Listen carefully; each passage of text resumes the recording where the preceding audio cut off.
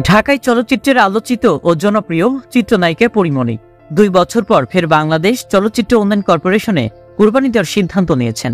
তবে এবার কুরবানির সঙ্গে একটি শর্ত জুড়ে দিয়েছেন তিনি। বিএফডিসিতে আনন্দময় পরিবেশের নিশ্চয়তা পেলে তবে সেখানে তিনি কুরবানি দেবেন বলে জানিয়েছেন এই নায়িকা। এই অভিনেত্রী বলেন, আমি এবার কুরবানি দিতে চাই, এজন্য বিএফডিসির কেউ যদি সেখানে আনন্দময় পরিবেশে সবাইকে নিয়ে কুরবানির নিশ্চয়তা দিতে পারে তবে সেখানে কুরবানি দেব। অভিনেত্রীর মন্তব্য দৃষ্টিগোচর হয়েছে বাংলাদেশ চলচ্চিত্র শিল্পী সমিতির সদ্য নির্বাচিত সাধারণ সম্পাদক মনোয়ার হোসেন ডিপজলের। এ ব্যাপারে তিনি জানান, পরীমণিকে বিএফডিসিতে কুরবানি দেওয়ার জন্য সব ধরনের সহযোগিতা করা হবে। আনন্দময় পরিবেশ থাকবে বিএফডিসিতে। আমরা সবাই একসঙ্গে ঈদ ও কুরবানির আনন্দ ভাগাভাগি করব।